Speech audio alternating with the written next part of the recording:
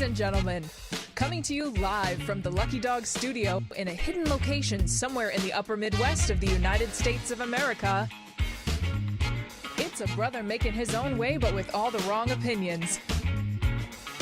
Welcome to the Morning Night Live with your host, the one and only P-Dog Knight.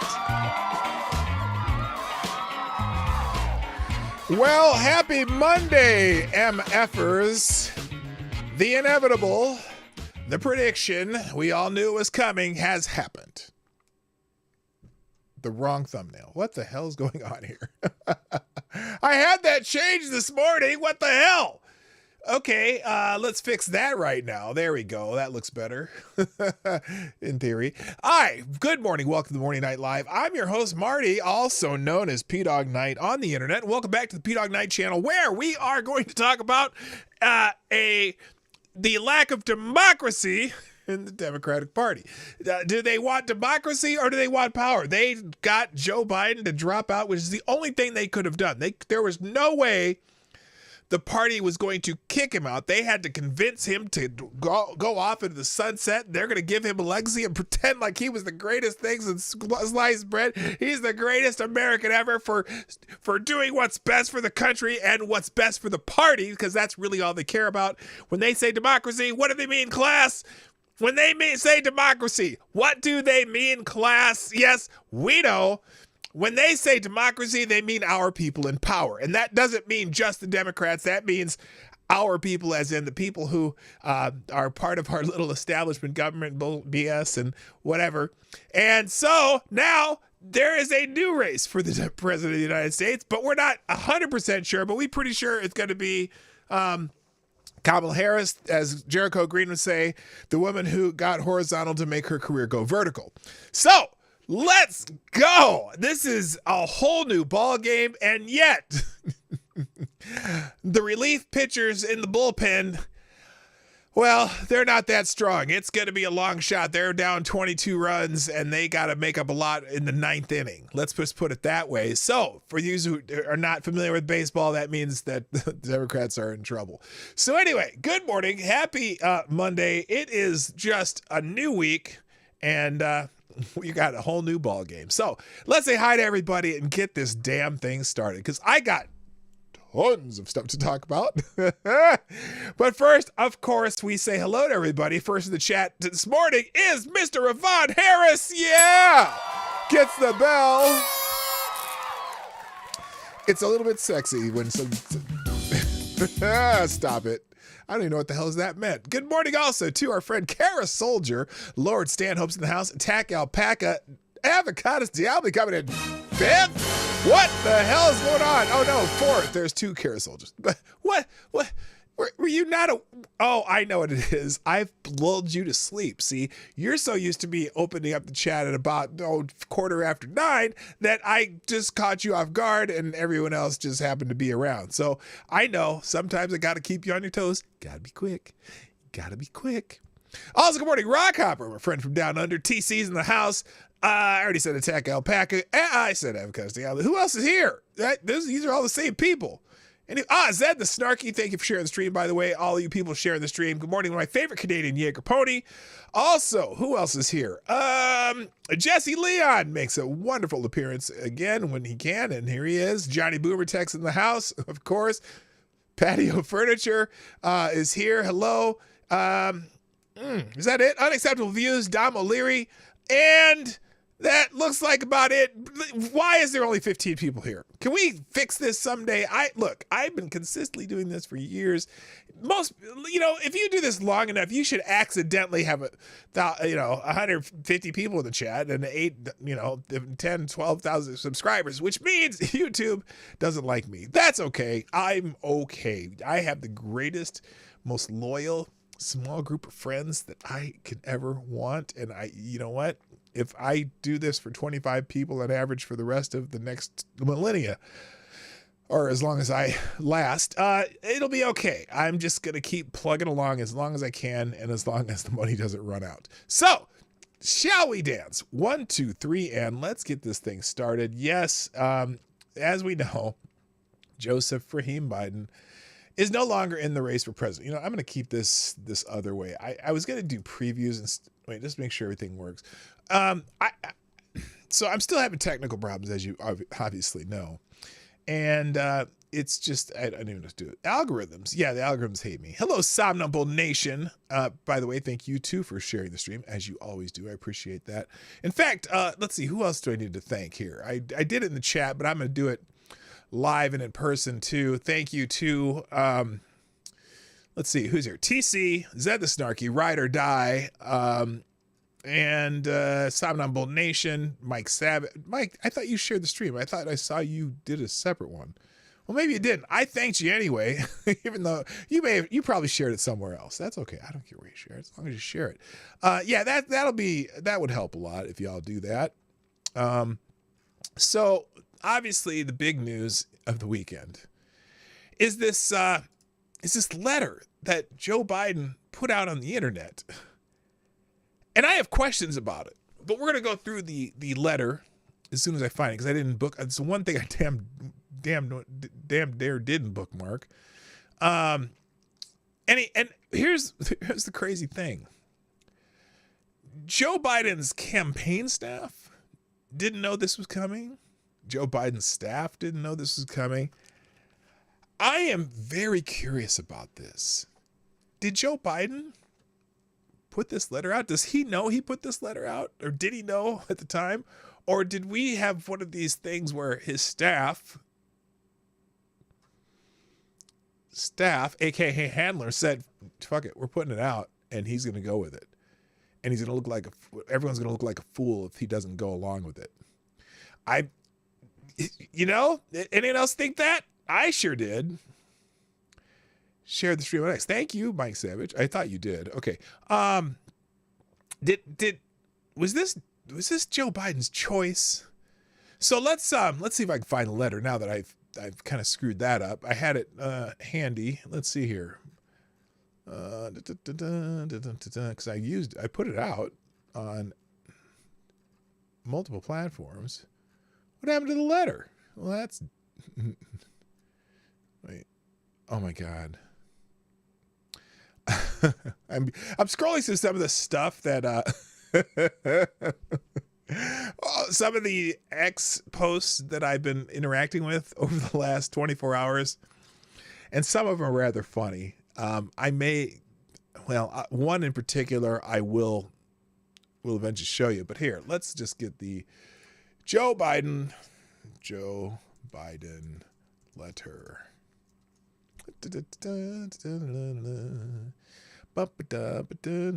Oh, why? And plus, who signed this? Oh, here's a conspiracy theory for you. So here is, someone brought this up as you look at this. Oh, well, not that. Let's try this again. There we go. All right. So who signed Biden's letter? Because here is, these are pictures of Joe Biden's signature, right? And this, a couple things. Joe always loops his R here. You see this? We're looking at the handwriting thing. In fact, I wish I could read this, but look at the R's. Okay, Joe did this. Look, he almost always loops his R. Always. July 17th, July 14th, January 12th. Okay, these are examples of Joe Biden's signature. So that's his J is this straight line. And then now also look at this here. This does not look like Joe Biden's signature at all. And also he doesn't underline the Biden part. So who signed this letter? But let's go back to the letter itself. Okay, here it is. My fellow Americans, over the past 3.5 years, we have made great progress as a nation. Today, America has the strongest economy in the world. We've made historic investments in rebuilding our nation, in lowering prescription drug costs for seniors, and in expanding affordable health care to a record number of Americans. We provided critically needed care to 1 million veterans exposed to toxic substances. I'm reading it like Biden, that's why I'm slurring a little bit. Passed first gun safety law in 30 years. In 30 years! In 30 years!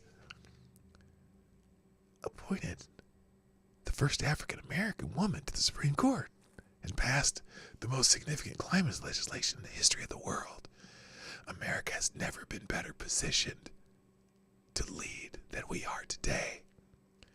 Now, I know none of this could have been done without you, the American people. Together, we overcame a once-in-a-century pandemic and the worst economic crisis since the Great Depression. We protected and preserved our democracy. Yes, Democrats are still in power. And we've revitalized and strengthened our alliances around the world. It has been a great honor of my life to serve as your president. And while it has been my intention to seek re-election, I believe it's in the best interest of my party. Whoa, wait, what? What? Now, a lot of people are saying, oh, yeah, he did this for his country. But the first thing he says in this letter, I believe it's in the best interest of my party and the country for me to stand down and focus solely on fulfilling my duties as president for the remainder of my term. I will speak to the nation later this week in more detail about my decision. For now, let me express my deepest gratitude to all of those who worked hard to see me re-elected. I want to thank Vice President Kamala Harris for being an extraordinary partner in all of this work, and let me express my heartfelt appreciation to the American people for the faith and trust you have placed in me. I believe today what I have always have, that there is nothing America can't do when we do it together. We just have to remember we are the United States of America. What? No, God bless America and God bless and protect our troops line? And who the hell signed this? This is not Joe Biden's signature. And notice it's not on, what else is it not on? It's not on campaign letterhead. It's not on official presidential letterhead. What is this? I am having a hard time believing that Joe Biden intended to put this out. Remember, it went out on his Joe Biden, whatever, his Joe Biden account, which is, let's see, his Joe Biden account, husband to Dr. Joe Biden. It's basically its official campaign account. The official presidential account is POTUS, right? No seal on it, nothing. Well, and again, if this is if it's a campaign letter, it should be on at least the Biden letterhead, right? But this is just some generic, hang on a second. It's just some generic ass letterhead, and not even letterhead. It's like someone took someone just put it on either, Google Docs or Word or something and put his name at the top. And then put a fake signature down here. This is not Joe Biden's signature. Good morning, Rick Ashberger. Good morning, Tyler F. Good morning, Special Cat Acid. How you all doing? So that's a problem. That's weird. That's weird. Like, again, the signature line, look at this. Look at this. Compare the signature. That is absolutely not the same signature as these signatures down here. They're not even close. The B, he is consistently writes the B the same way. That B is wrong. The R doesn't have a loop in it. Why is this happening? Good God. Thank you. Good morning. Thank you. Joe Biden. Thank you, Joe Biden. You are the new Streamlabs Superstar sponsor of the day. Dropping $6 in the tip jar via Streamlabs. Joe Biden says, I poop my pants. Yes, we know that, Joe. We already know. We already know you do. Thank you, Joe Biden, for sponsoring the show. Let me fix something here. See, every damn time I re-up this thing, it glitches out of me. So let me fix this and get a proper notification here as soon as this opens. Come on, Streamlabs. Let's go. Come on, Streamlabs. Let's go. You dumb motherfuckers. I swear to God. Swear to God. Let's see. Where is it? Oh, no, that ain't it. Where's the alert box?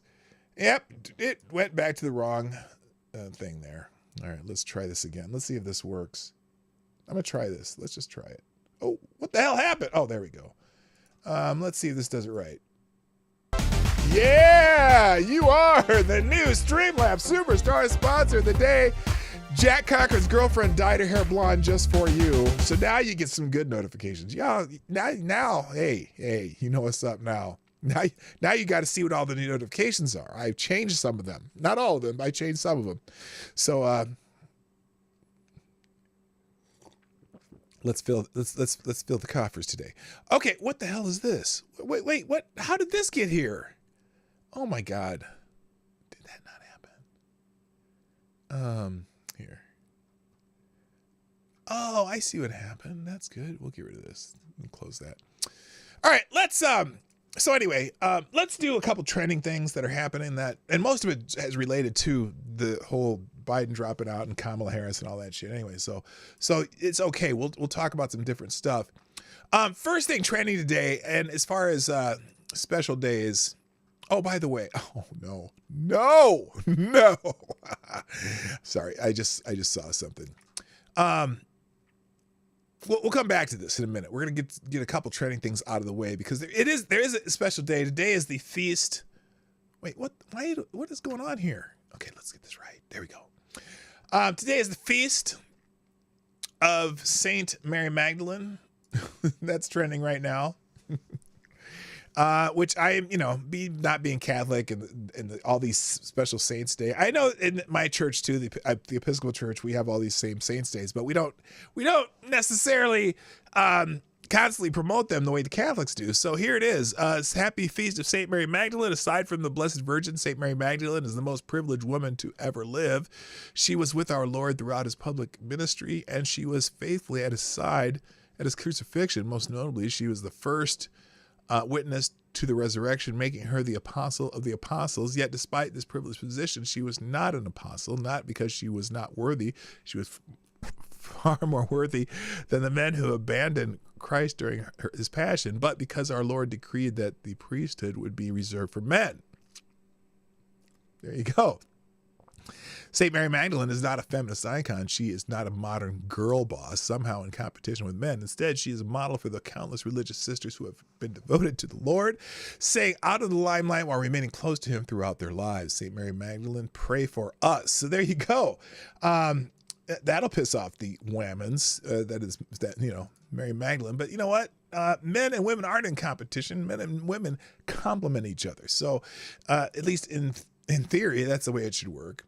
Also trending is Seth Rogen. Now, I thought for sure when I saw Seth Rogen trending, I thought it would be because of something Seth Rogen said about, Biden or Trump or something. And the first thing that pops up when I see Seth Rogen trending is this. And I'm like, wait a minute. This has nothing to do with Seth Rogen. And I'm like, why is this young lady, right here it even says she is not a fan of Seth Rogen. So I thought, well, maybe we should listen to what she says. But then again, I don't know how she would be I don't know how she would be not a fan of Seth Rogen because of what she says. So listen very carefully to what she says. I want you, look, I'll expand it so you can actually hear her better.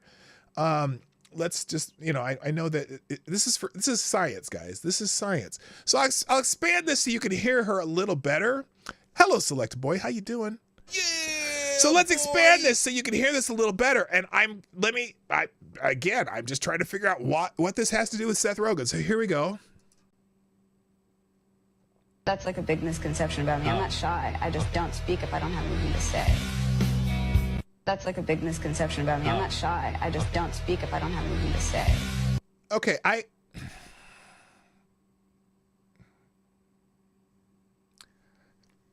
don't know. I don't know why. So anyway, then I scrolled down a little further. I scrolled down a little further to find out why Seth Rogen might be trending. Well, this is the real reason Seth Rogen is trending. Someone posted this. One has got to go, and all of their movies. And I thought, oh, that explains it. If I'm going to have one of them be gone and all of their movies, your choice is Seth Rogen, what's this guy's name? Adam Sandler and Jim Carrey, and this guy, Will Ferrell.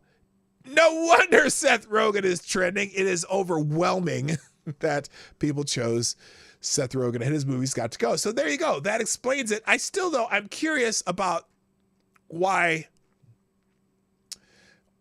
I'm still curious about why she is in the whole Seth Rogen trending thing. I don't know. And maybe you can clear it out. And I don't know, or clear it up, whatever, clean it out, something. Anyway, okay, so moving on. That was just for your entertainment. Kamala 2024 is trending. Now, this is the thread now because there's a lot of speculation of whether or not Kamala, it's not Kamala, even though we think of her as the Uganda giant, and especially when you have Hulk Hogan headlining at the RNC, you can figure Hulk Hogan versus Kamala, the Ugandan nightmare, as Jericho Green would say. Jericho Green's going to have a field day if Kamala's if Kamala ends up being the Democrat nominee, because his again, that line that I said earlier, she went horizontal to make her career go vertical. Well, yeah, with Willie Brown. Ask Willie Brown about that. So, Good morning, Sarah. What's up, my friend? Nice to see you again. And JB's in the house. I see you. So anyway, so Kamala Harris is trending for lots, obvious reason, right? There are many in the Democratic Party who want Kamala Harris to be the nominee. And there's a lot of people in the Democratic Party who do not want Kamala Harris to be the nominee. In fact, something fascinating about Joe Biden's letter. What did I do? Oh, did I get rid of it? Oh, there we go. Here we go. I'm going to put Joe Biden's letter in the links today too. Something fascinating about Joe Biden's letter that he wrote that his staff wrote and signed for him to resign, right? And again, I don't believe he intended this to go out on X, because his staff, his campaign staff was mostly blindsided. But again, in this letter, what's wild about it is that you look down here and he says, "I want to thank Vice President Kamala Harris for being an extraordinary partner in all this work, and let me express my heartfelt appreciation of the American people." But notice what he doesn't say. He didn't endorse her for it. He didn't say anything about endorsing her for it. Now, did he later in a tweet? I don't know. Oh wait, let's go back here. There we go. I don't know. What the hell? Where's my main? This is where it should be. There we go. Trying to get to fix. By the way, I do have my cup of reparations coffee in the what is it called? The southernmost point in the continental U.S. Cup from I got in Key West, Florida,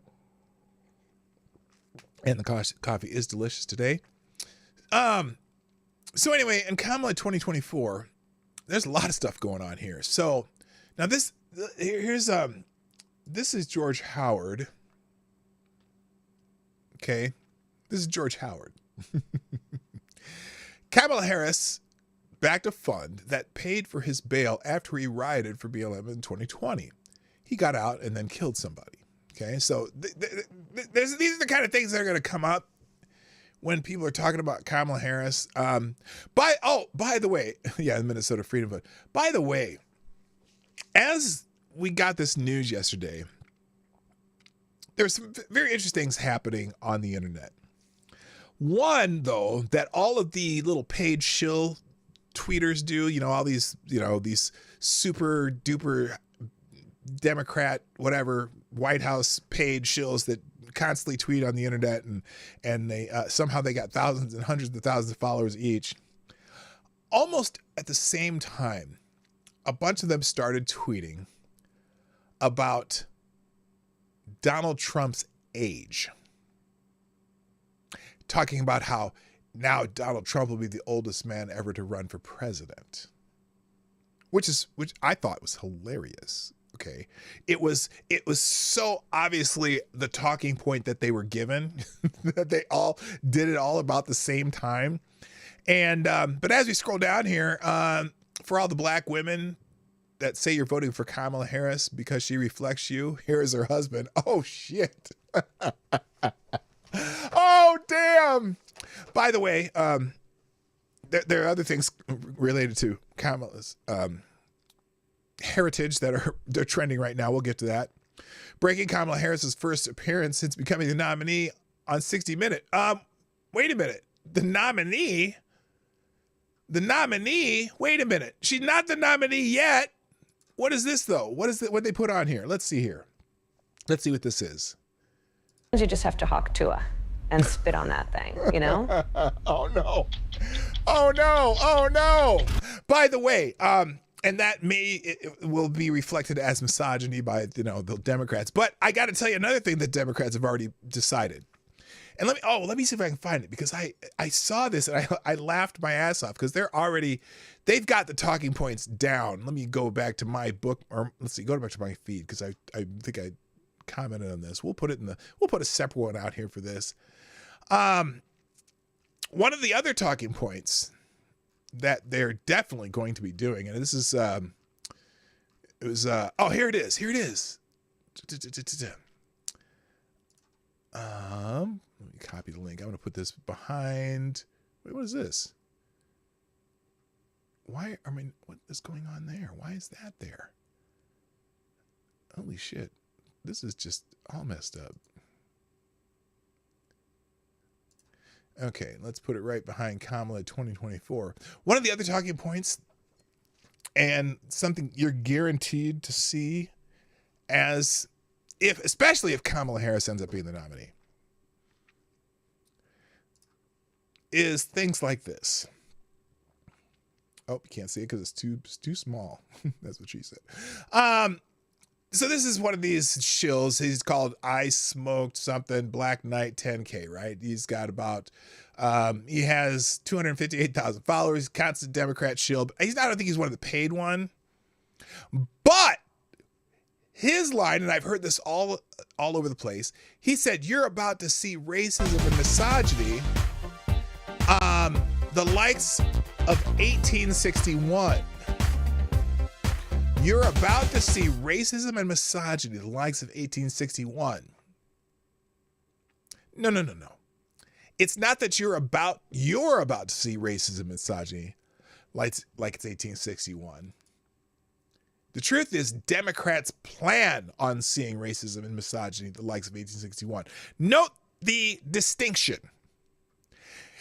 That is going to be their strategy. Democrats are going to constantly see, no matter what your criticism of Kamala Harris is, particularly if she's the nominee, no matter what your criticism of Kamala Harris is, Democrats plan to see racism and misogyny, because that's all they got.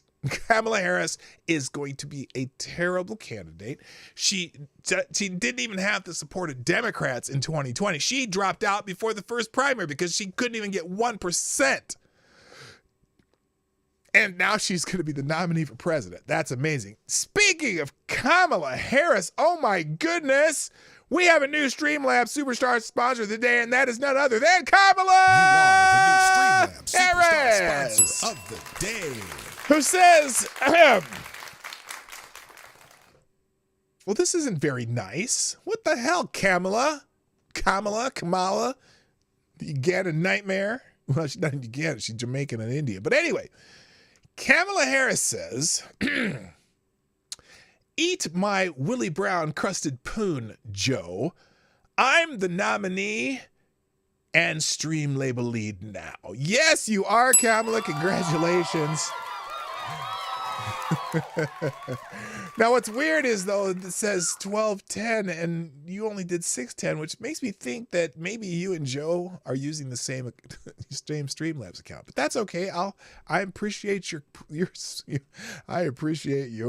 determination and sponsorship of this show, because we'll be talking about you a lot in the next several months. Okay, so anyway, yeah, this is going to be the Democratic strategy, though.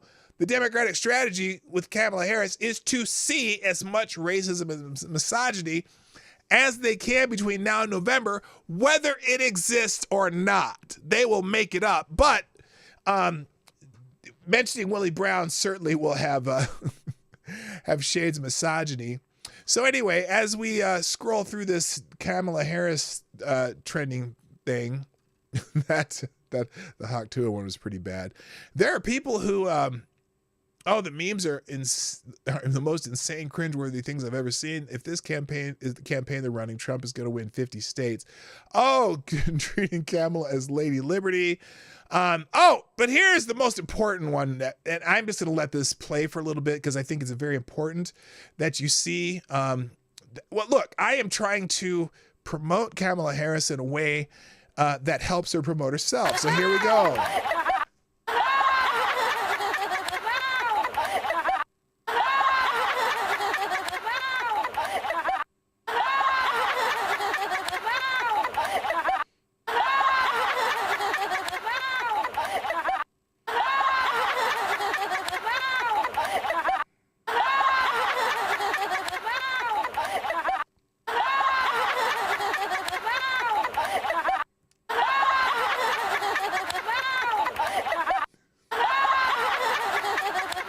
Oh, you want me to stop that?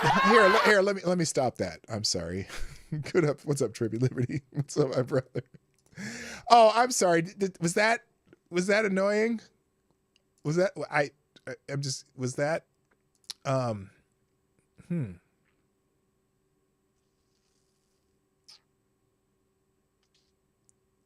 Oh, by the way, when I told you about the talking point of now here's the new talking point. Here's the new talking point. Here's Bakari Sellers driving the same stupid talking point home. Let's go. Here we go. This is CNN. Here's their new talking point. Come on, Bakari. Open your mouth. Because we have work to do. And so I'm going to be on the phone tonight calling delegates, getting them, whipping them up, trying to get them on board for Kamala Harris. I don't think that's going to be a difficult task. And anything else the vice president needs to do, I'll be there, because right now Kamala Harris has her work cut out for her. She's running against the oldest nominee for president of the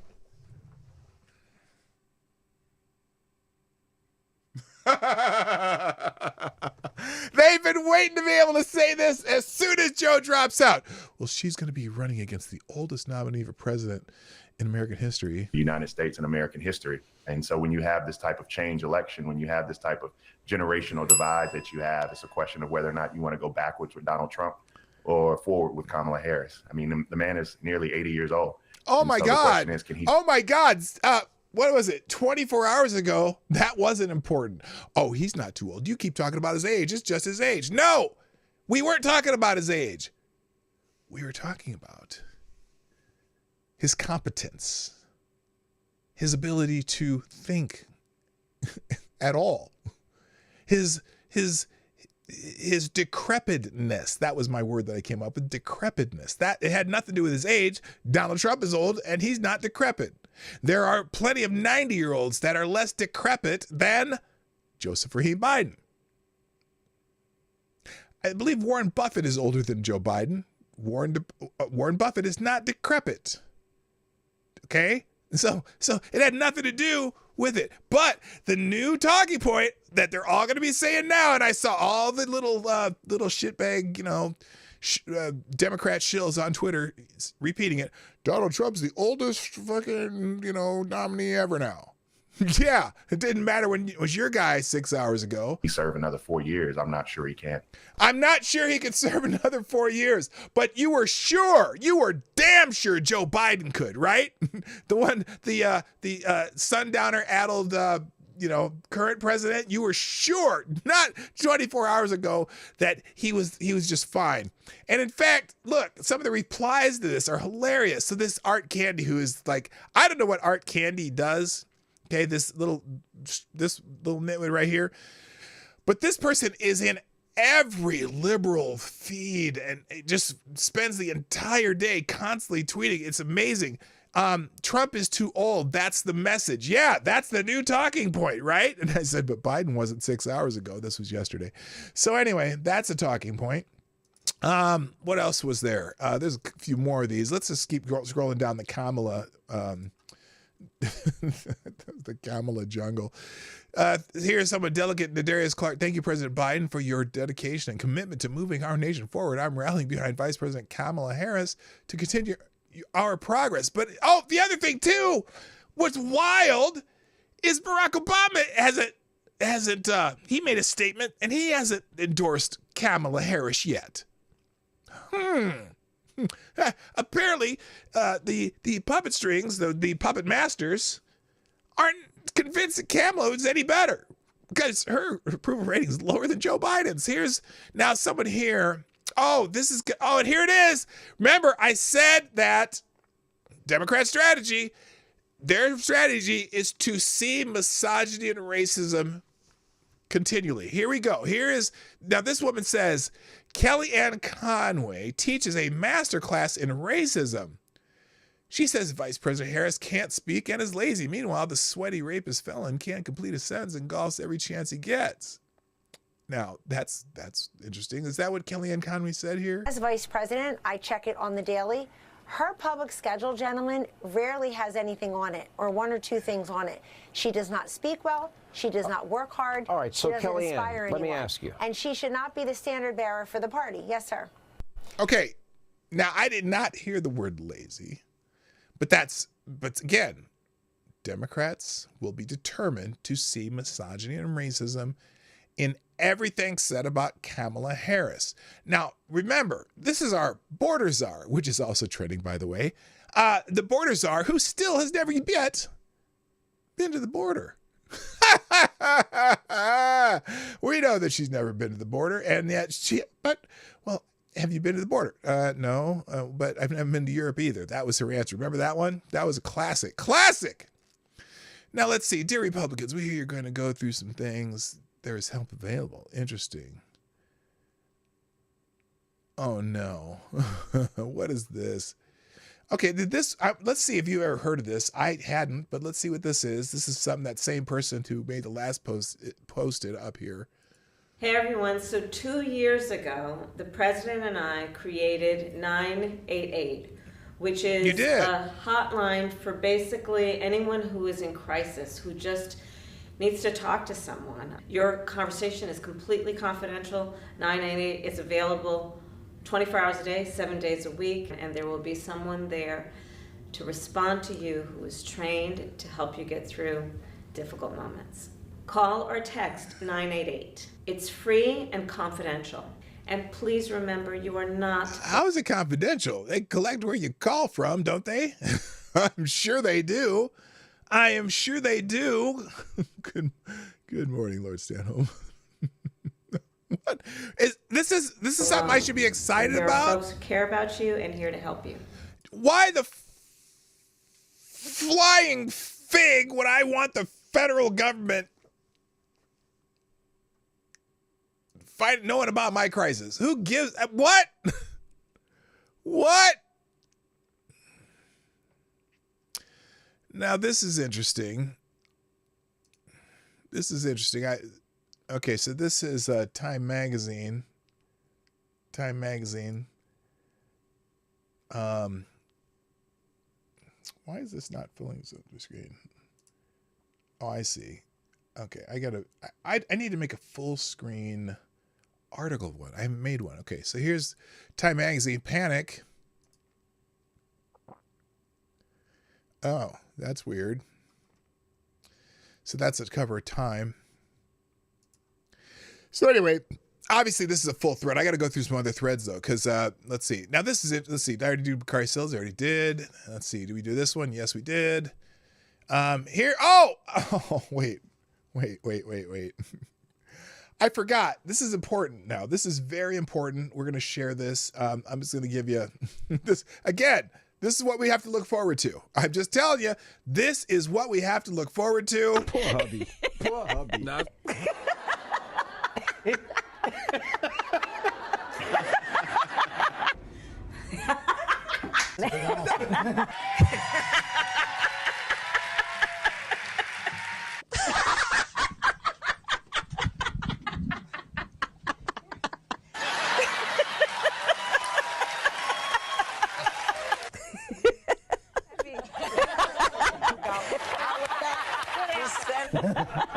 He knows how to sell right there. Okay.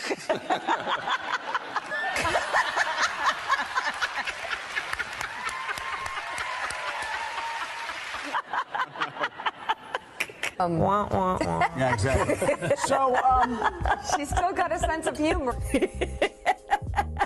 Right? Okay. Enough. This goes on for like another minute at least. And there are some compilations, 5 minutes. 5 minutes of Kamala Harris laughing for no apparent reason. Like she'll laugh for in the middle of a very serious point. All of a sudden she'll start doing that laugh. Oh boy. Oh, here's Vivek Ramaswamy. Let's see. Here's Vivek's take on Biden dropping out of the race. That's what. So please, I just want to set up here. You are the most right man in America right now. You are the most correct man in the country. I wish it weren't so. I mean, I said this in the Republican debate stage a year ago. The media, that was the NBC debate. They roasted me. They called me a conspiracy theorist. And as you know, Ben, even on a darker note, I have worried for a long time. I said this in the campaign trail in Iowa. You were right there with me. It was uncomfortable, even for a lot of Republicans, when I worried they weren't going to let Donald Trump get to that nomination last week. But I think divine providence guided him there nonetheless. And we're in a strong position now. I think the reality is we got to avoid making the mistake of thinking that we're up against a candidate here. We're not. We're up against a machine. You're up against a and machine. The more we see it that way, look, let me make this point. I don't know if he makes this point or not. This all has been planned out very carefully. Obviously, they were ready with talking points immediately after this happened. Now, it's interesting, though. The Trump campaign was ready, too, and it's put out a couple really good ads regarding this. But this is not some little, Joe Biden just made a decision. Obviously, Joe Biden didn't make the decision because his signature was not on that letter. That was a fake signature. They planned this. They put the letter out. We don't even know if Joe knew they were putting it out, but they damn made sure that letter went out. And now look, let's say he didn't write that letter. Someone in the machine wrote that letter, put it out on X on his account by his, using his interns or whoever does his X account. Okay. Now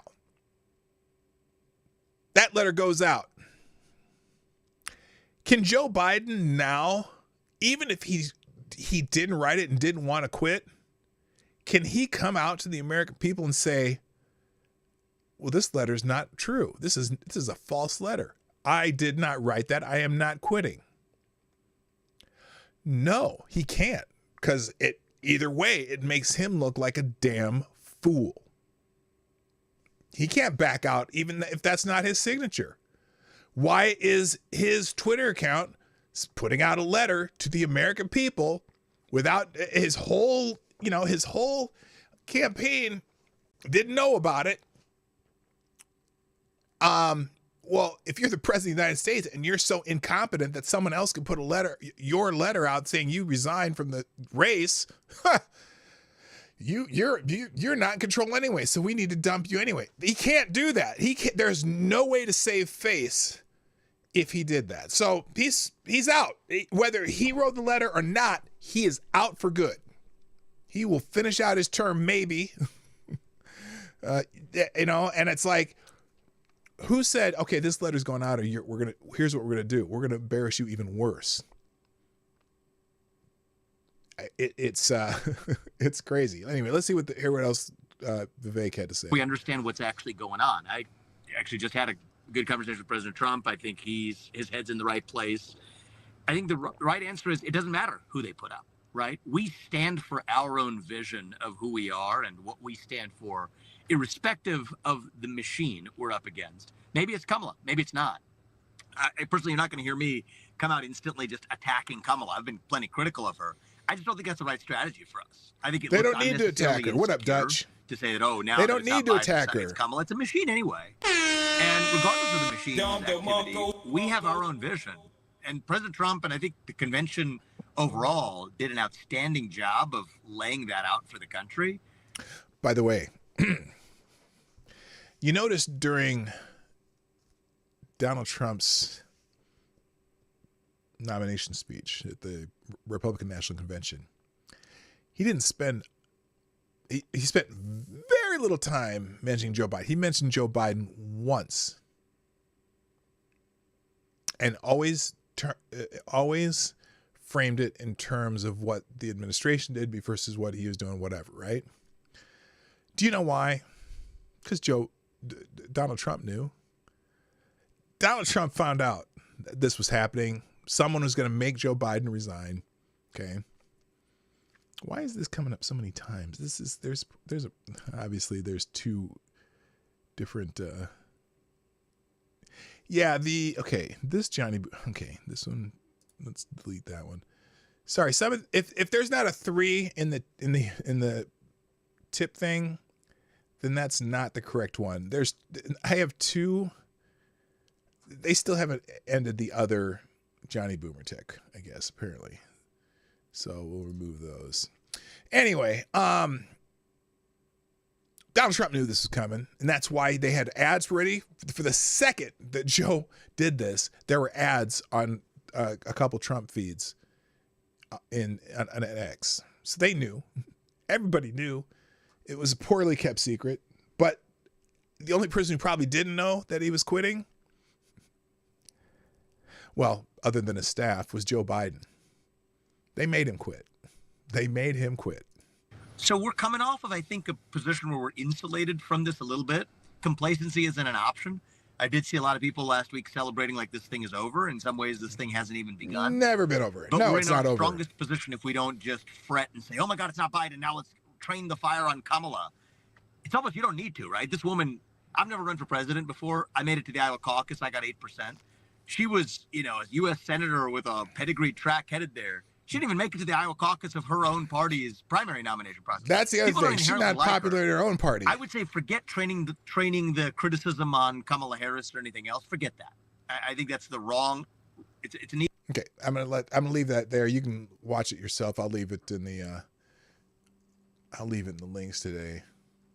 That's right below this unity, this cackling thing with Kamala Harris. So some other things that are trending. Let's move on. In fact, here, what I'll do is I'll make this there. Now they're 2 separate X tweets posts. Another thing trending is border czar. Border czar, because now we're going to remind you that Kamala Harris was the border czar. Who probably never went to the border. Here is, and by the way, 61 posts from the border czar Kamala Harris about George Floyd, 0 posts about Lakeland Riley. Well, of course she's not going to say anything about Lakeland Riley because she's the border czar. President Trump versus President Kamala Harris at the next presidential debate. I bet Jill is more upset than Joe. You had a good run, Dark Brandon. So I'm hearing Barack and Michelle aren't endorsing Kamala Harris. She couldn't even handle being the border czar. So here's, let's watch this one. We're going to watch a few of these today. Let's see what this one is. Trump versus Kamala Harris. Do not come. Do not come. I'm going to come.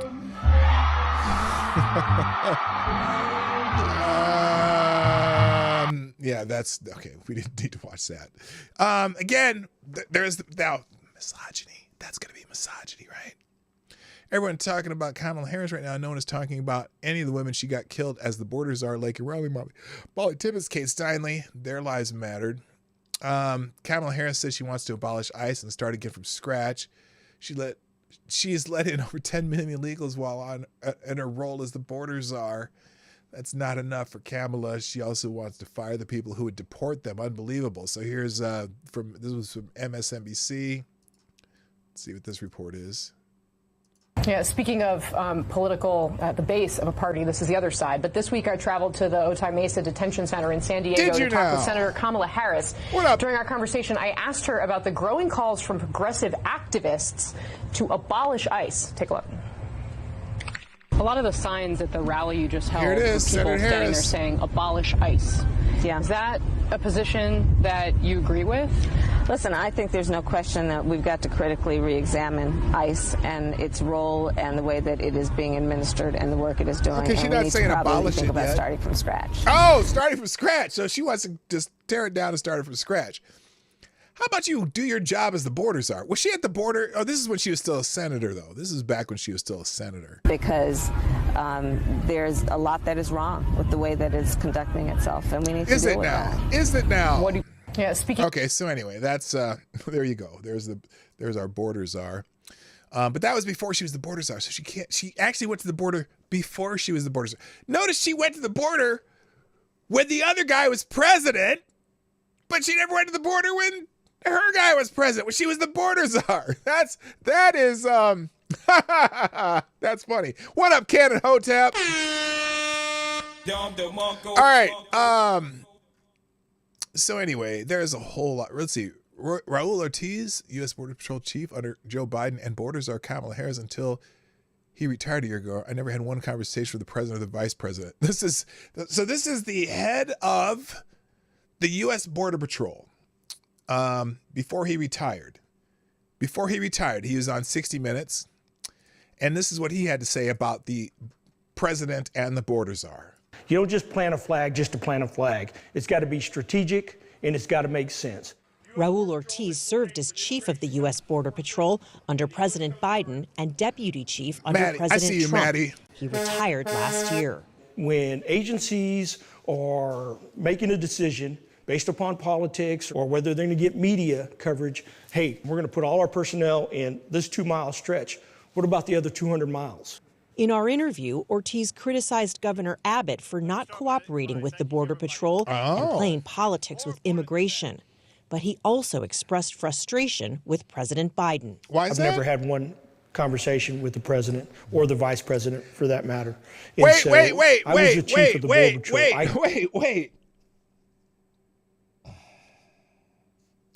chief of the Border Patrol never had a conversation with the border czar. I commanded 21,000 people. That's one. A problem. I just saw 50 people today who had just crossed the border illegally. So something's not working. We need to make sure that Central America, South America, Mexico, that those... By the way, I hate it, when they have these white guys, trying to keep the poor brown people out of the country. And, maybe they shouldn't have white guys as the border. Oh, never mind. Regions understand that if you pay a smuggler and you cross in between the ports of entry and you do not have a legitimate claim to some sort of asylum benefit, you're going to be sent back. But the only word they have to know is, in the English language, the only word they have to know, asylum. Where are you from? Asylum. Why are you here? Asylum. You crossed the border illegally. Asylum. That's all the word. They're told on the other side of the border, that's the only word you got to know. Don't take your ID. Don't take anything with you. Just learn the word asylum, and they'll let you hang around for a while. It's crazy. All right, enough of this. Let's move on a little bit here because I'm way behind tonight. Although I'm ahead because I actually got started the show on time for a change. Other things trending: Jamaican. Now, here's another situation. I'm not really sure why this particular young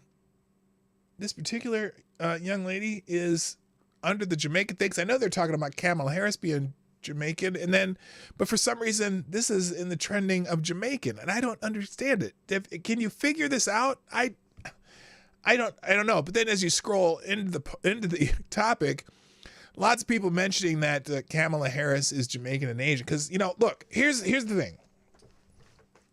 Right now, particularly in the demographic known as Black women across America, and I see it with my friends from high school and stuff, they are rallying because they think Kamala Harris would be the perfect person to run for president of the United States. They're throwing money out there. They're fundraising. They're doing all this shit, right?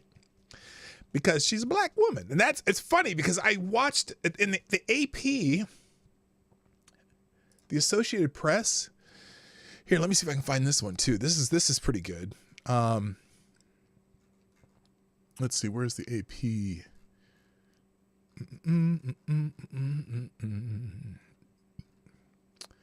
Associated Press. Here it is. Here it is. Where's Jamaican? I probably should have had these ready, but I didn't. That's okay. That's okay. We're going to be good. We'll be all right. We'll be all right. So the AP, the Associated Press, you know, this is the main press people, right?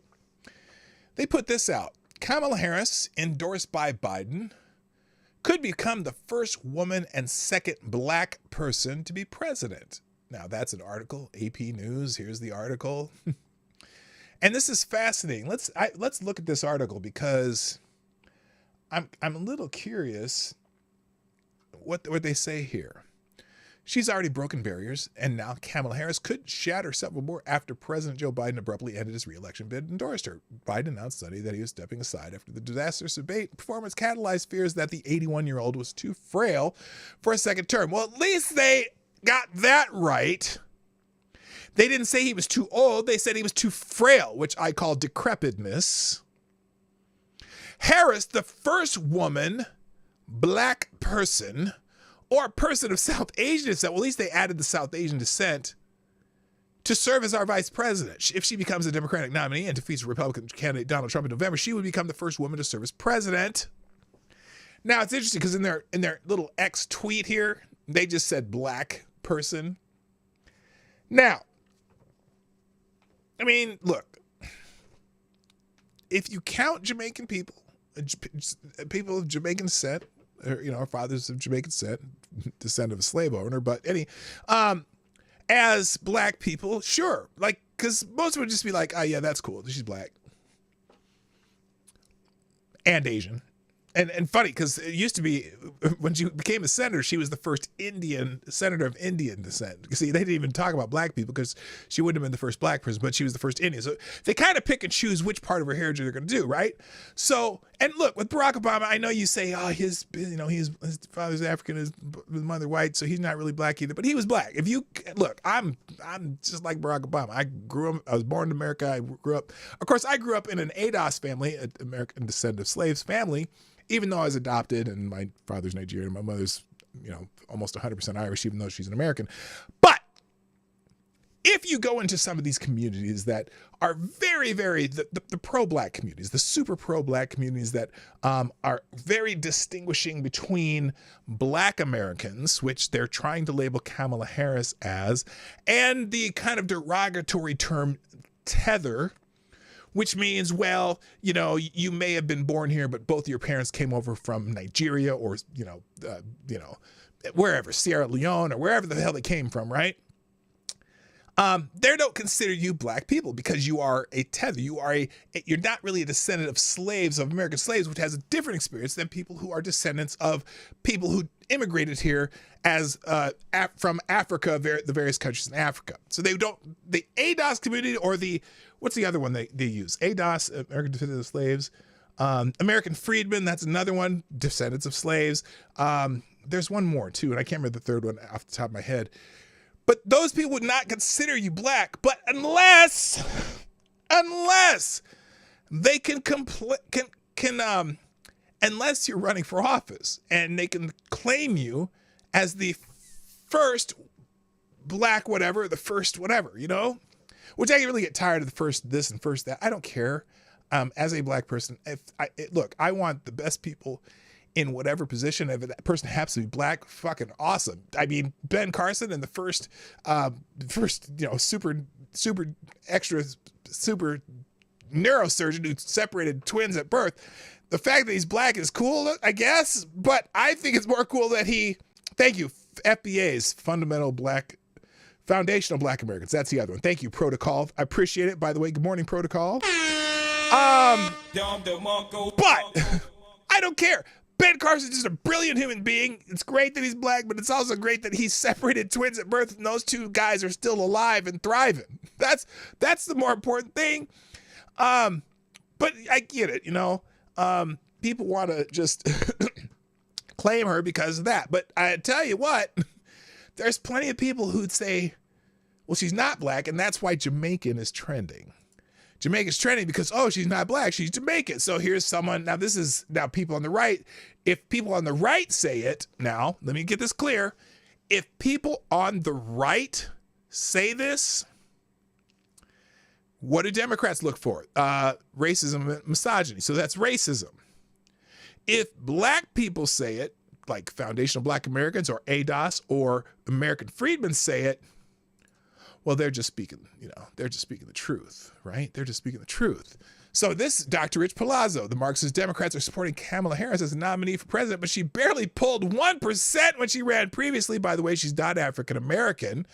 Oh, now that's a different distinction, because when I say African American and black, I consider those the same thing.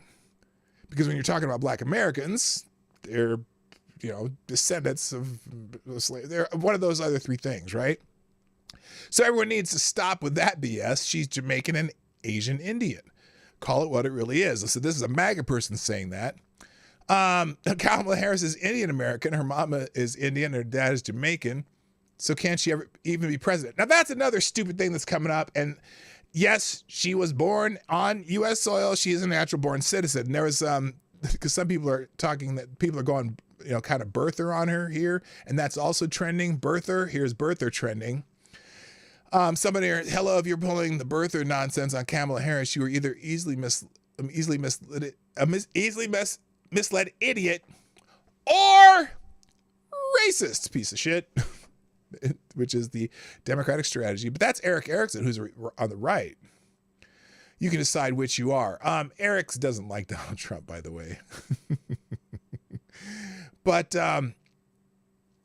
there's some idiots saying, oh, Kamala Harris is not eligible to run for president. Neither of her parents were natural-born American citizens when she was born. Doesn't matter. She was born on U.S. soil, whether you call her an anchor baby or what. Both her parents are U.S. citizens now, by the way. She is a natural-born American. She was fucking born on this country. That's what the fucking term means. You can be racist or stupid. You can't be both. And we're not doing this birther shit again for another election cycle. Yep. Now, I'm not even this Mike England guy who posted this, who's getting a lot of attention. You're an idiot. That's not an argument we need to have right now. The only thing we need to talk about is whether or not Kamala Harris should be president. I don't give a shit. But part of the fuel of that fire is because of maybe John Eastman. Now, this is the John Eastman who tried to come up with the novel theories of the 2020 votes, whether or not he was accurate or not. He said something dumb, as far as I'm concerned, too. He, let's see, where is John Eastman's statement?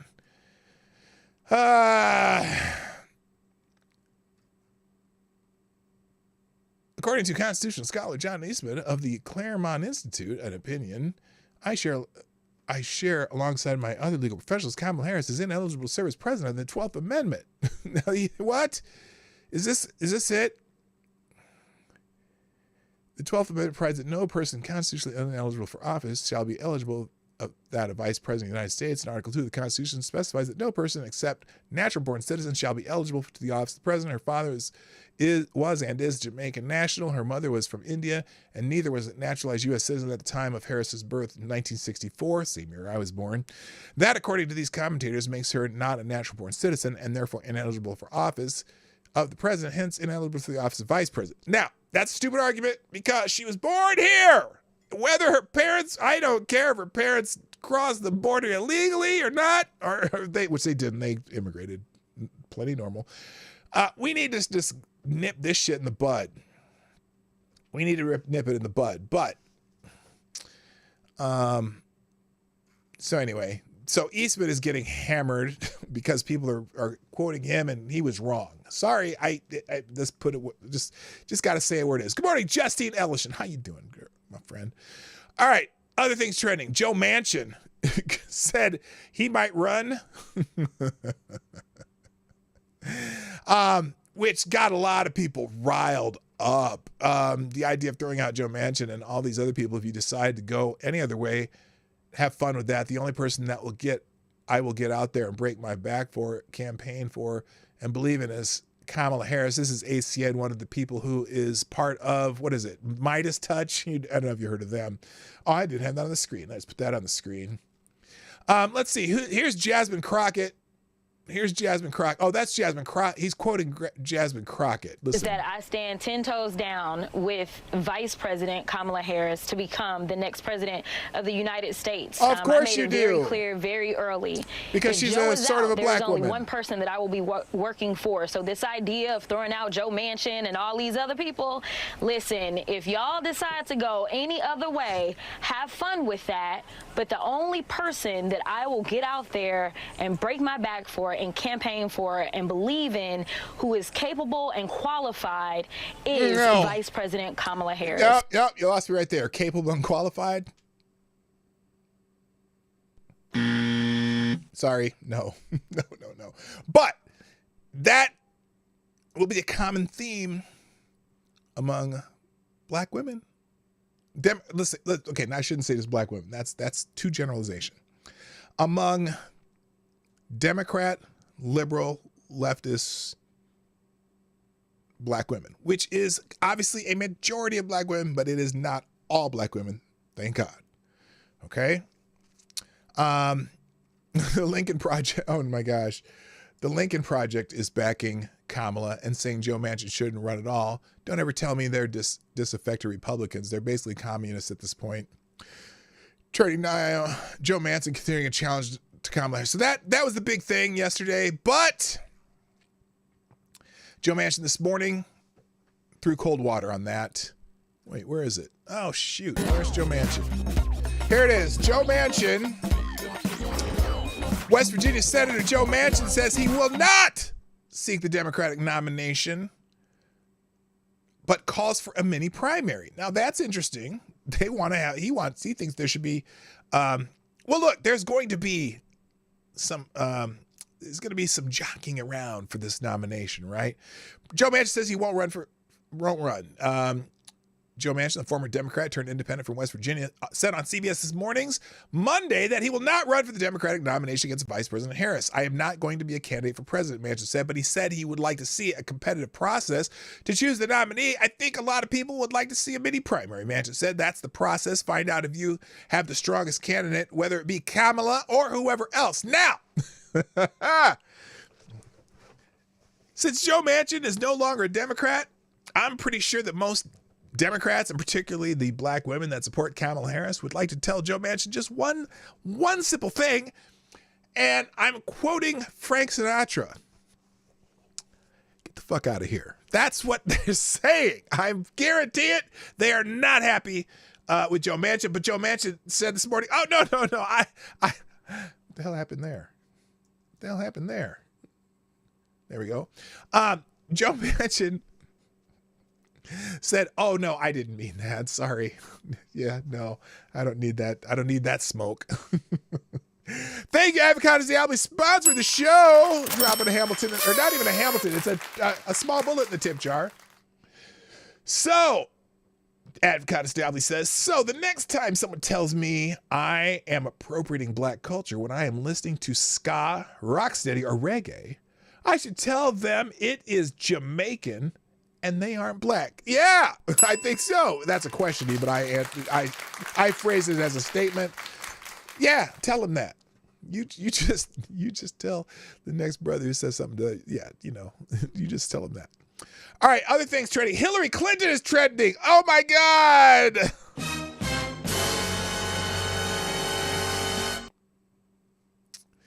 Hillary Clinton's trending because a lot of people think maybe Hillary will jump into the race. And there's been a lot of people saying that. It's like, oh, maybe they should go back and get Hillary again. Ew. Or that maybe Hillary could be the vice presidential candidate. Ew. No, it's going to be Buttigieg or maybe Catherine Whitler. Whitler. So anyway, let's see. Tulsi Gabbard has things to say. Now Tulsi Gabbard, I think this morning endorsed Donald Trump. The former leftist wild out there, Bernie bro, Tulsi Gabbard endorsed Donald Trump for president. Let's see what Tulsi had to say. She's hey, everybody. I just got here to Rome, where I'm going to be joining a dialogue and forum on peace, security, and prosperity for the Western Hemisphere in Europe. By the way, I'm actually listening to her this time. You know what I mean? I just saw the news flash like everybody else. President Biden's no longer running for re-election, and he's endorsed Kamala Harris to be the Democratic nominee. He did eventually. They put out another tweet. Now, remember, Joe Biden doesn't do his own X account tweets, so who knows if he is endorsing Kamala Harris or if his staff is. Because, again... for president and commander-in-chief.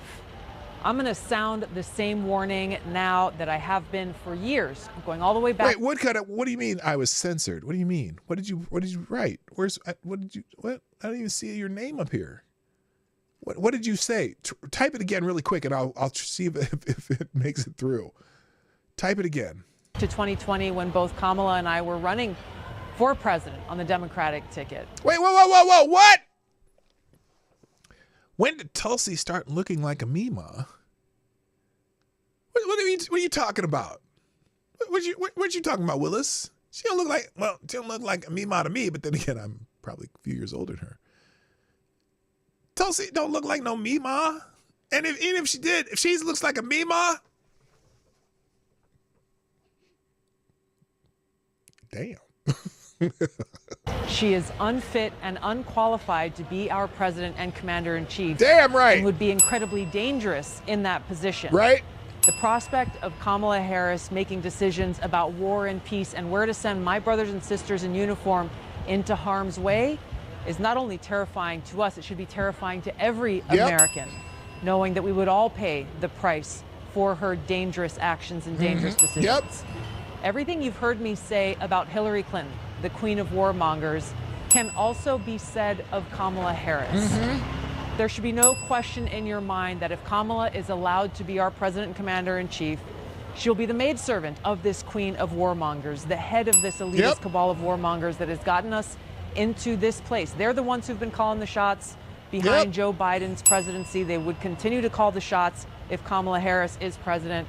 And where have they led us? To the brink of war with multiple countries in all parts of the world, and closer to the brink of nuclear war and Armageddon now than ever before. The choice for us is very clear. If we cherish peace and freedom, and if we love our country, we must vote against Kamala Harris in this election on November 5th and vote for Donald Trump. She finally up and said it. She finally up and said it, that Trump. Now, anyway, the rumors that Hillary could be interested in jumping back into the race, I'm sure she would love to have a second chance, but that ain't happening. There's nobody in the party who wants that. Nobody in the party who wants that. Oh, by the way, Manish, what are you talking about? She just has her hair up. Jesus Christ, people. She's a warrior. She's a officer somewhere in the military somewhere. There was one other thing I wanted to, what was the other one I wanted to do? Oh. There are so many. By the way, Bill Clinton has endorsed Kamala Harris. I wonder why. Oh, yeah.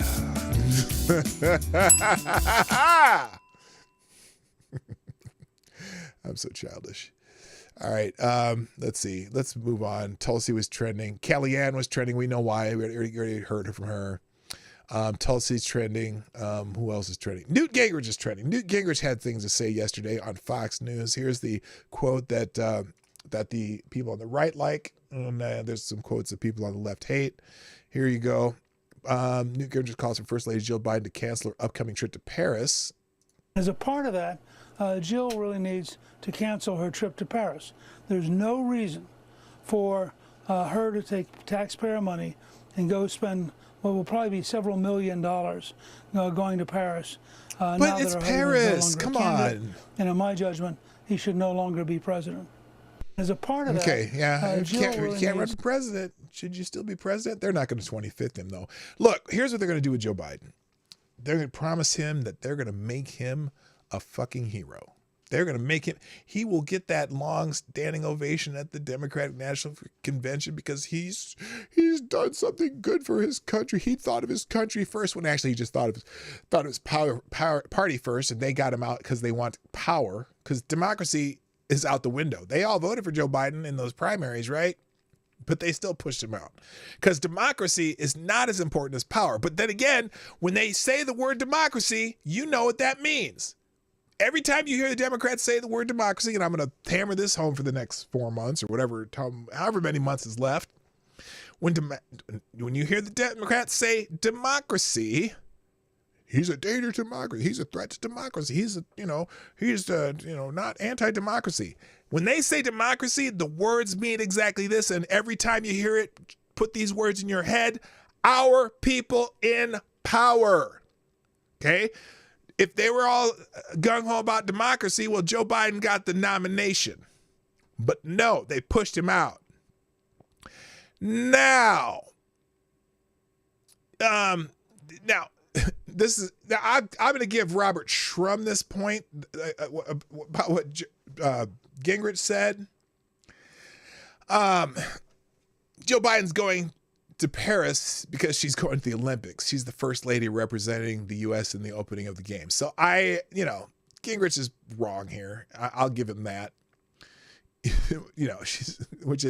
So that's got the people on the left pissed off. But again, and now they're talking about Newt's third wife. But he was trending because of that. All right, let's get into a couple articles and then I got to go. Or at least here's what's in the hopper today.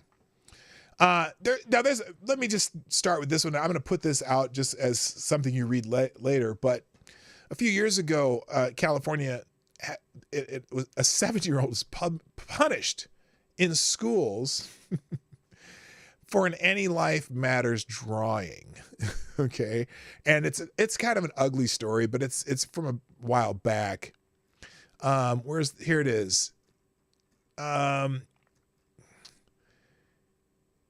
2 years ago, about a California mother who's named Chelsea Boyle, whose then 7-year-old daughter was punished for the grievous sin of drawing a Black Lives Matter related picture for her friends, which suggested that any life matters. As we grown-ups are all painfully aware, the Marxist revolutionaries of BLM denounced as racist the reasonable sentiment that all lives matter because it does not sufficiently acknowledge the non-existent genocide of black males at the hands of a racial police force. Thus, the woke principal at Viejo Elementary School in Mission Viejo decided to make an example of the little girl who is white. After a 2021 school lesson on BLM, Black Lives Matter, for first graders, okay? Now, remember, this first grader had some logic in her head, and it's not terrible. I mean, I get it. The sentiment of Black Lives Matter and redirecting to All Lives Matter can kind of detract from what their mission is, but still, you can't. You have to acknowledge that we care about all people, and that's what some people are trying to do. Hello, Tex AG. But anyway, here's what happened though. This is a first grader. First graders. She drew a picture of her friends of all different races, and in childlike lettering wrote Black Lives Matter on it with the added sentiment, any life. Okay. Now, the picture went home with one of BB's friends who is black. That girl's parents reportedly called the school to complain about a possible racial intent in the drawing from a first grader. The Viejo Elementary School principal, Jesse Becerra, then questioned the girl about the drawing. He decided the drawing was racist and inappropriate. Racist! Yes, the first grader was racist because look, it did say Black Lives Matter, but then underneath it said any life matters. But she noted that including the phrase any life alongside Black Lives Matter was non-consistent with the values taught in the school.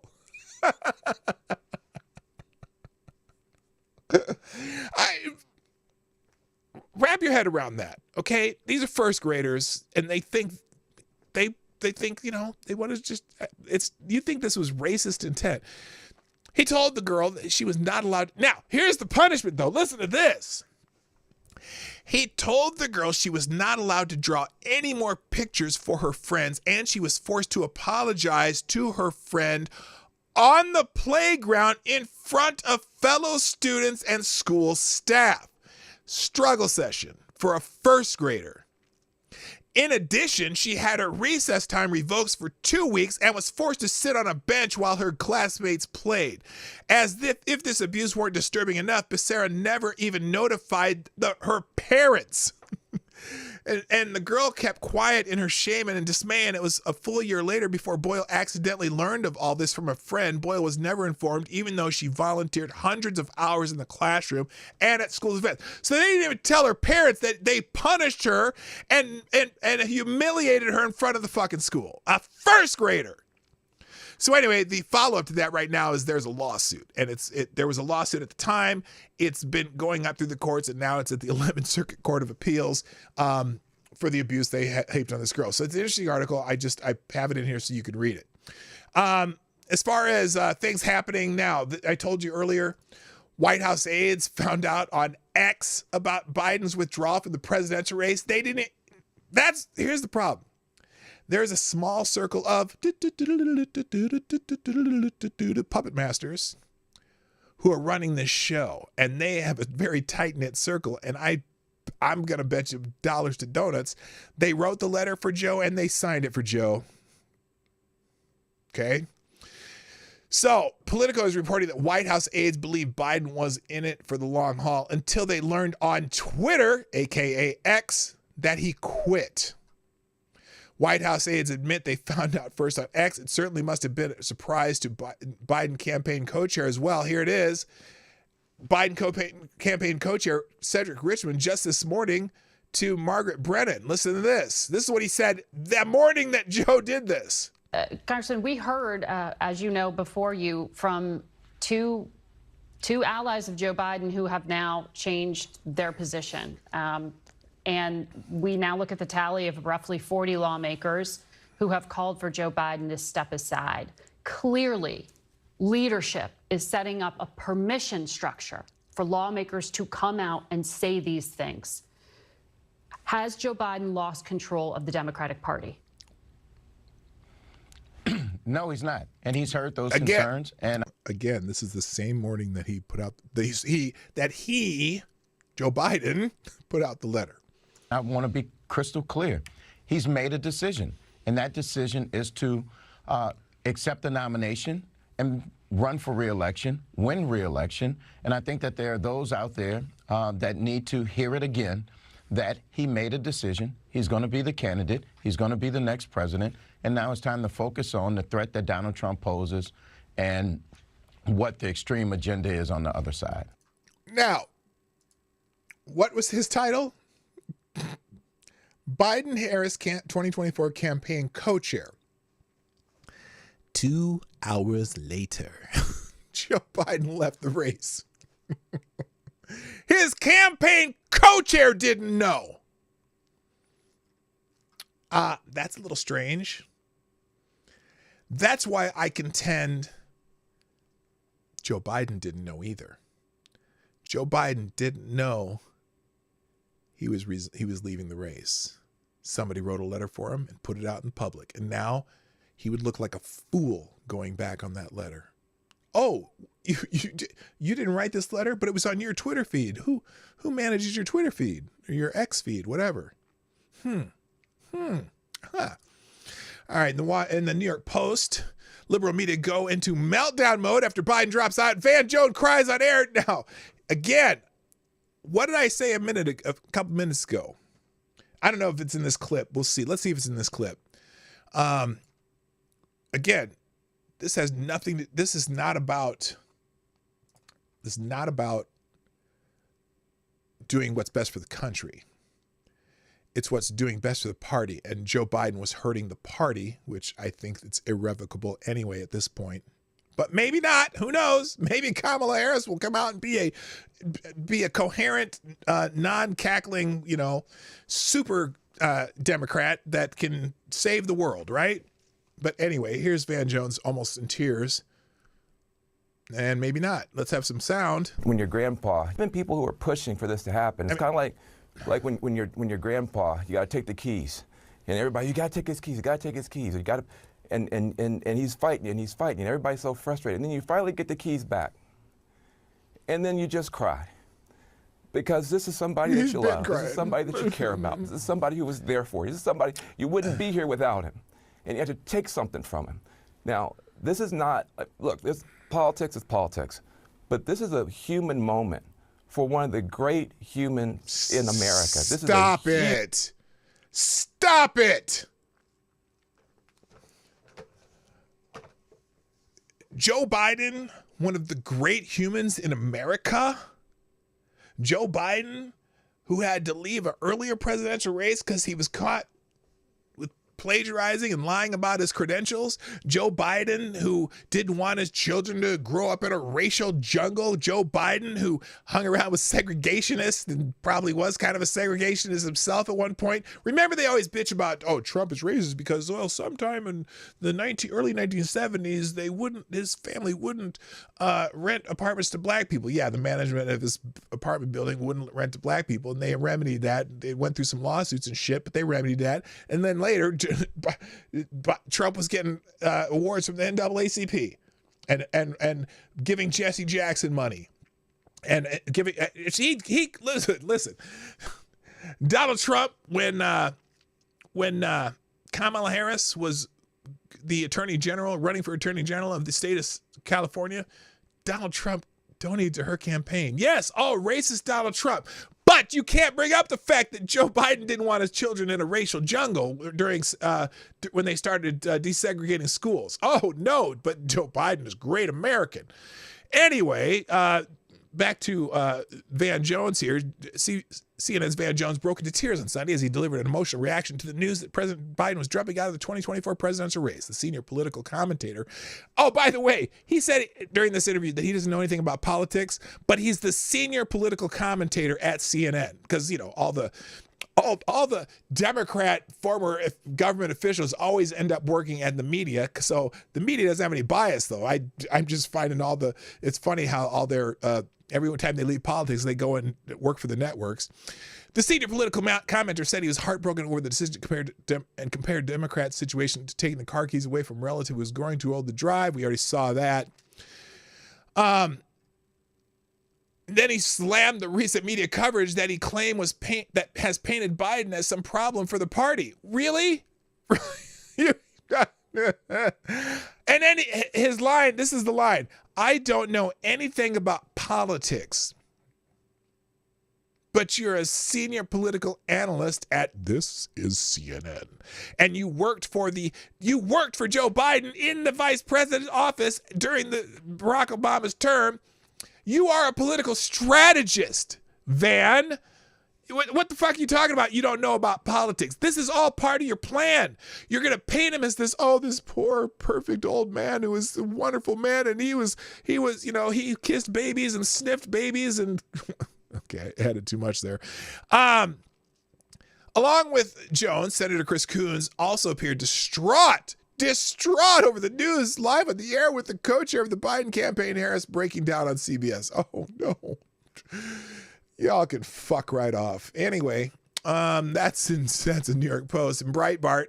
Now, the former Biden chief of staff blames the donors and lawmakers for Biden ending his re-election campaign, not the doddering old sundowner that can't finish a sentence, but he blamed the media and donors. Well, the donors said, get him the fuck out of there. So good. That's what, you know, I mean, if they're not going to give you any money, you're kind of fucked, Ron. Ron Klain, President Joe Biden's former chief of staff on Sunday, blamed donors and Democratic lawmakers for Biden's decision to drop out of the presidential race. I don't believe he did. I think Ron Klain wrote the letter and signed it. That might be because, you know, Ron Klain, Obama, because Obama's not, also hasn't endorsed Harris either. Ron Klain is Obama's guy. Ron Klain is the real president of the United States right now. But former chief of staff. Well, he's not now. I guess apparently he's out. Klain, who served as chief of staff from 2021 to 2023, wrote, now that the donors and electeds have pushed out the only candidate who has ever beaten Trump, it's time to end the political fantasy games and unite behind the only veteran of a national campaign, our outstanding Vice President Kamala Harris. Let's get real and win in November. Good luck. Klain released a statement quickly after Biden announced on Sunday that he would not seek re-election. It has been an honor of my life to serve as your president, Biden's statement said. While it has been, okay, I don't need to read his statement again. We've already read it. Let's move on. Daily Wire. Manchin considers rejoining Democrats and running for president, according to reports. Well, not anymore. They announced on CBS this morning that he will not be doing that because everyone kind of laughed at him and, you left the Democrats on a lurch. Now, this is interesting. Obama does not endorse Kamala Harris. Former President Barack Obama did not endorse Vice President Kamala Harris on Sunday to be the Democratic Party's nominee after President Joe Biden announced that he was ending his re-election campaign. Obama praised Biden in a lengthy statement for his remarkable career of public service and the fact that Joe can fuck up anything, and said that he had every right to run for re-election and finish the job he started. Then why isn't he finishing? Why did he quit? Joe understands better than anyone the stakes in this election. Now here it is. Listen to this again. They keep saying that this is about saving democracy, whatever. And Joe would be the most likely person to beat Donald Trump, right? Joe understands better than anyone the stakes of this Joe understands better than anyone the stakes of this election and how everything he has fought for throughout his life and everything that the Democratic Party stands for will be at risk if we allow Donald Trump back into the White House and give Republicans control of Congress. Oh, see? So it's about power. It's not about the country. It's about the Democratic Party. You're saving the Democratic Party. For him to look at the political landscape and decide that he should pass the torch to a new nominee is surely one of the toughest in his life. We'll be navigating uncharted waters in the days ahead, but I have extraordinary confidence that the leaders of our party will be able to create a process from which an outstanding nominee emerges. Oh, so not Kamala Harris. I'm curious. I am curiouser and curiouser who President Obama thinks should be the nominee for the Democratic Party now, because he certainly didn't mention her name at all in this statement. I believe Joe Biden's vision of generous, prosperous, and united America that provides opportunity for everyone will be on full display at the Democratic Convention in August. And I expect that every single one of us in the Democratic Convention, every single one of us are prepared to carry that message of hope and progress, hope and change, and progress forward into November and beyond. For now, Michelle and I just want to express our love and gratitude to Joe and Jill for leading us so ably and courageously during these perilous times and for their commitment to the ideals of freedom and equality that this country was founded on, that you want to fundamentally change. But it's interesting, Obama's decision not to endorse Harris comes after Biden endorsed Harris shortly after he announced that he was ending his campaign. So somebody did not get the memo. Joe Biden. Joe Biden didn't get the memo that he wasn't supposed to endorse Kamala. But that's because Joe is impulsive and doesn't always know what he's saying anyway. Joe Biden too frail to run in 2024, but he's still our president. A editorial from Miranda Devine in the New York Post. I was wondering, in PJ Media, Democrats just overthrew their own election. Yeah, what about democracy? Oh, to be a fly on the wall in whatever room the good Dr. Jill is currently pacing. It actually happened. Joe Biden has succumbed to the pressure campaign from within his own party apparatus and has endorsed Kamala Harris, who's not gotten a single vote in a Democratic primary anywhere ever in her entire political career. Assuming the Democrat convention moves forward with her her election, expect her campaign to center on 3 issues: abortion, abortion, abortion. Oh, no. Let's just add 2 more. Abortion,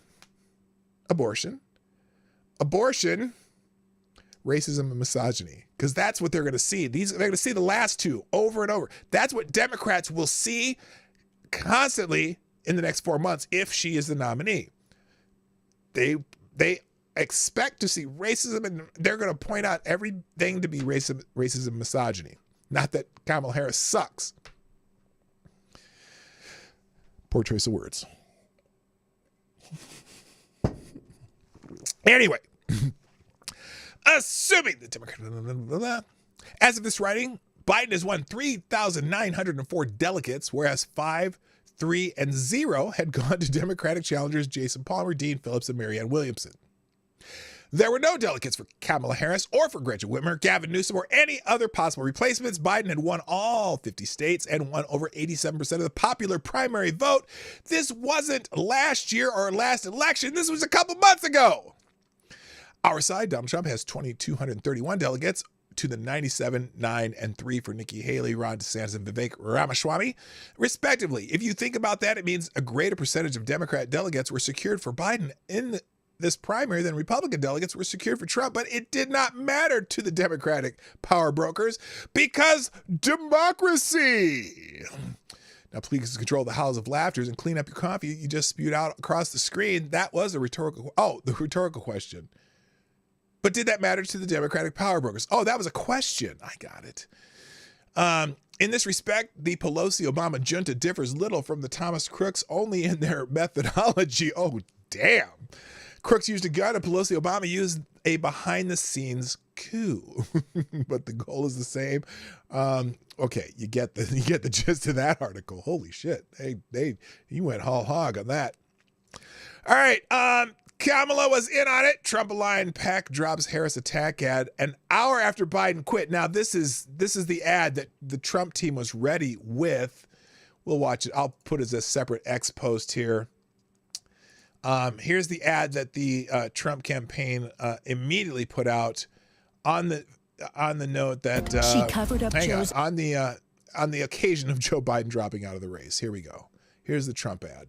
Kamala was in on it. She covered up Joe's obvious mental decline. Our president is in good shape, in good health, tireless, vibrant, and I have no doubt about the strength of the work that we have done. She looks so convincing. Kamala knew Joe couldn't do the job, so she did it. Look what she got done. A border invasion, runaway inflation, the American dream dead. They created this mess. Kamala owns this failed record. Make America Great Again Inc. is responsible for the content of this advertising. Now that is, who is this from? This isn't Trump though. Paid for by Make America Great Again Inc., which is responsible for this content of this message. Not authorized by any candidate or candidates committee. So that's a MAGA PAC. That's a PAC who had that ad. But still, they were ready. They were ready. All right. So anyway, Kamala was in on it. There you go. Free Beacon, neo-lib sellout careerist, AC throws a fit after over colleagues abandoning Biden. I don't know if you saw her, but AOC is not happy. She is not happy. Representative Alexandria Ocasio-Cortez on Instagram Friday morning slammed her Democratic colleagues who have privately called for President Joe Biden to step down as the party's nominee. That's bullshit. If you have an opinion, say it with your chest and say it in public. That's a bunch of horse shit, Ocasio-Cortez said, referring to Democrat officials who anonymously voiced their concerns to the press about Biden's mental health acuity and ability to take on Republican nominee Donald Trump in November. Now, look, yeah, she's mad. You can read the article yourself. It's funny, though, also, House Speaker Mike Johnson had some kind of a statement talking about how, all these people who were working with Joe and they were trying to, they're trying to hide the fact that he was, what do you call it? Cheese brain.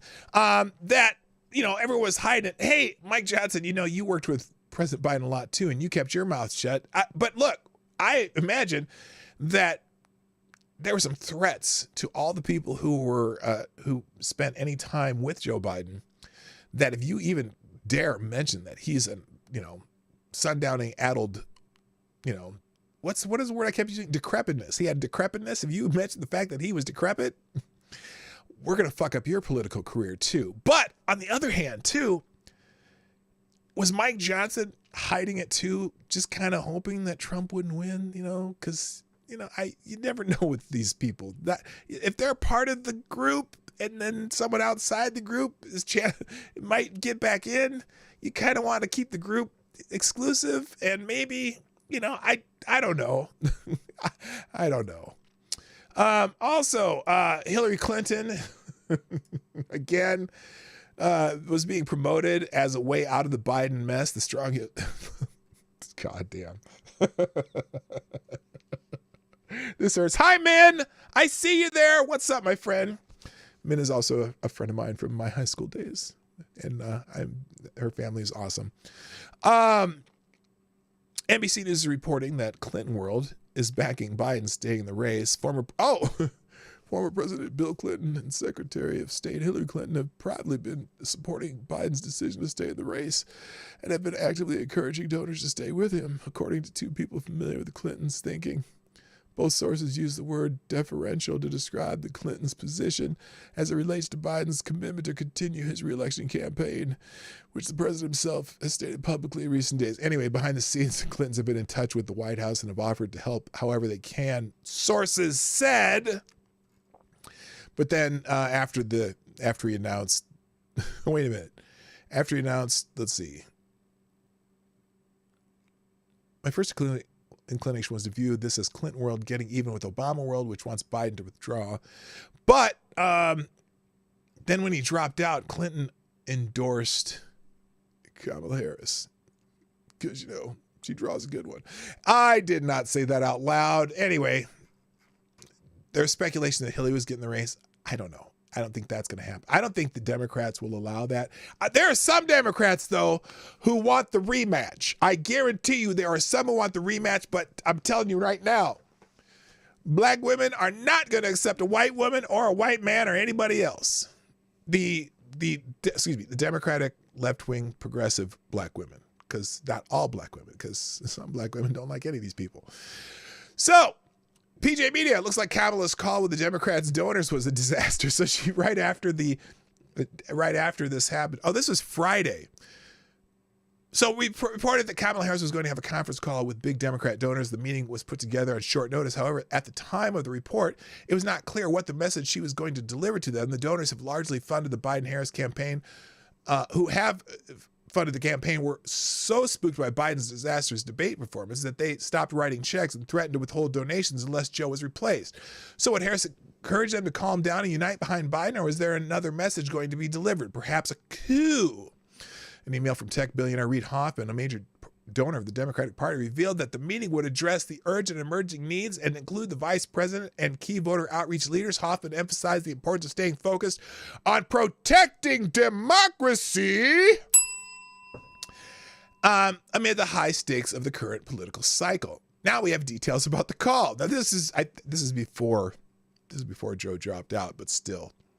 According to the New York Times, the call included roughly 300 donors, and several listeners said they found the meeting overall to be of little value and even at times condescending, believing that the message ignored donors' legitimate concerns about the Biden-led ticket. Now, remember, whenever Kamala Harris speaks to a group, she has this weird tendency to talk to everybody like she's teaching a kindergarten class. And so she defines words that everybody should be obvious, like stop means you do not keep moving, and go means that you move again. That's how Kamala talks about just about everything. So I can see where they might consider a call with Kamala Harris condescending, because she is always condescending. Anyway, Harris reportedly spoke for just over 5 minutes via video, focused on criticizing Donald Trump for his convention speech, and then tried to link him to Project 2025. She only briefly mentioned Joe Biden, but did not take questions, which the donors want to answer some fucking questions, or questions answered, excuse me. Harris emphasized that Trump's speech was a distraction from his record and the significance of this election. While some listeners found her delivery strong, it did little to reassure them. So anyway, the consensus was, what the fuck do we take this call for? All right. Now, I have a bunch of other articles that are going to be up, and I don't have time to get into them. Breitbart.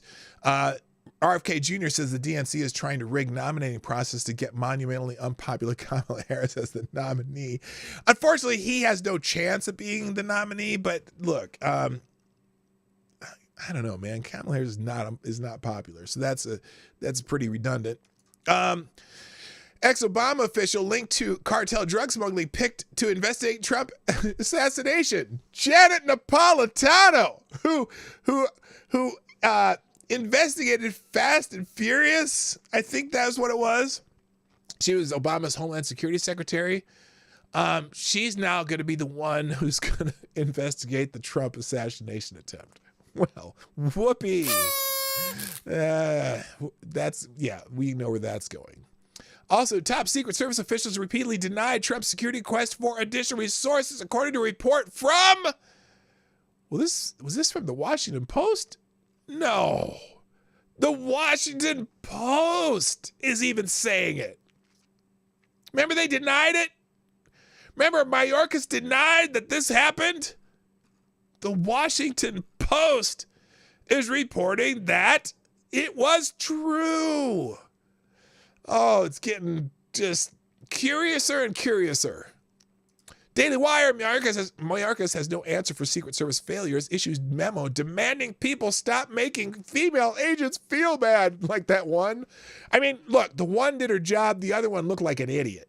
And she had no business protecting the president. But now the fact that we know not all those people were even Secret Service personnel and don't know the protocols for protecting a former president or any protectee. The Secret Service is known for their loyalty to not the person in particular, but their job. And if bullets are flying, they're supposed to take a bullet for whoever they're protecting. These were not Secret Service personnel. And the fact that they even let Donald Trump on stage, knowing 12 minutes earlier that there was a threat, and not removing him from stage because they didn't have the right communication set up when they actually saw him pointing a gun at the stage, they failed miserably. And Alejandro Mayorkas is more concerned about making these female agents feel bad. Fuck you.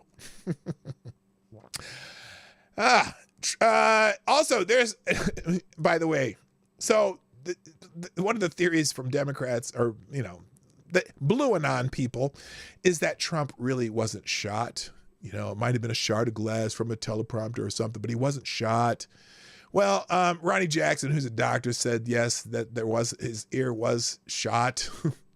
And they have he's a congressman, but he's a doctor, but he let his license expire because he's in the Congress right now. Confirmed that it was, but they still don't believe it. Here it is. 1 in 3 Democrats believe Trump staged his own shooting. Yes, he staged his own shooting, wanted to make sure that he got shot in the ear but not killed, and bullets be damned where they end up in another human being and kill that human being. But Donald Trump, yes, he staged his own shooting. That's what 34% of Democrat voters believe. So conspiracy theories is, it's the people on the right who conspiracy theories, not the left. They're all pristine and they don't know, they are not like that, but the right is. All right, there's a few other articles, but I don't have time. Ladies and gentlemen, thank you for joining us today on the Morning Night Live. It's that time, though. I got to go. Thanks for being here, and I'll be back tomorrow probably talking about the same old shit as I did today, because there's a whole lot of stuff coming out. We'll find out more about the potential nomination of Kamala Harris for I almost said vice president, president of the United States, or whoever else it might be. Maybe it could be Gavin, it could be Gretchen, it could be Josh Shapiro. I don't know, Pete Buttigieg. Who knows? But I don't think any of those candidates have a chance. All right, that's it. I got to go. Thank you. My name is P-Dog Knight, and I am out of here. You have a great day. I'll drop all these links in the chat during the outro and in the description. Bye. Bye. Hey, this is P-Dog Knight, and thank you for watching today on the P-Dog Knight channel. If you have an observation or remark you'd like to make about this video or my channel, I absolutely welcome you to write it in the comment section down below. I really look forward to hearing from you. And before you go, if you like what you saw but you're not already subscribed, please make sure you hit the subscribe button and definitely click that bell that pops up afterwards so you'll be notified when I post new videos or when we go live. I broadcast my live show, The Morning Night Live, Monday through Friday at 10 o'clock Eastern, 9 o'clock Central. A special thank you to all the supporters of this channel who share our videos on social media and who make donations through Streamlabs, YouTube, Venmo, and Cash App, which are all linked in the description down below. Thanks again, and until next time, I'm P-Dog Knight, and I'm out of here.